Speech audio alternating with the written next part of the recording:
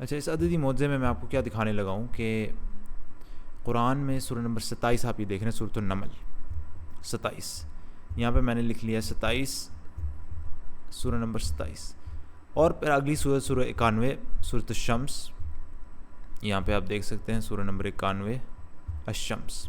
میں نے کیا ہے 27 اور 91 ان کو ایک ساتھ لکھ لیا، 27 پہلے 2 7 9 1، یعنی کہ 27 اور 91 کو ایک ساتھ لکھ لیں تو یہ بن جائے گا 2791۔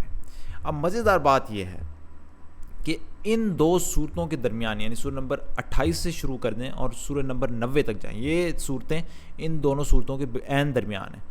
ان درمیانی صورتوں کی آپ نے آیات جمع کرنی ہے۔ سورہ نمبر 28 سے شروع ہو جائیں قرآن.com پہ جا کے اور ان کی آیات گننا شروع کریں۔ سورہ 28 کی 88 آیات، پھر سورہ 29 کی 69 آیات، اس طرح کی سورہ 30 کی 60، سب آیات گننی ہے آپ نے 90 تک۔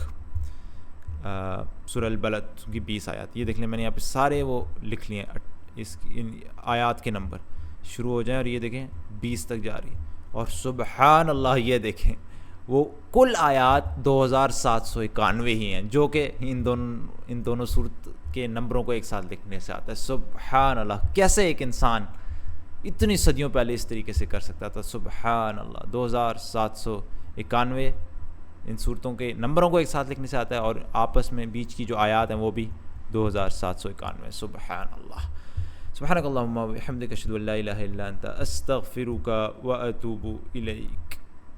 یہ آپ کے سامنے رکھ دیتا ہوں، دیکھیں دونوں نمبر میچ کر رہے ہیں۔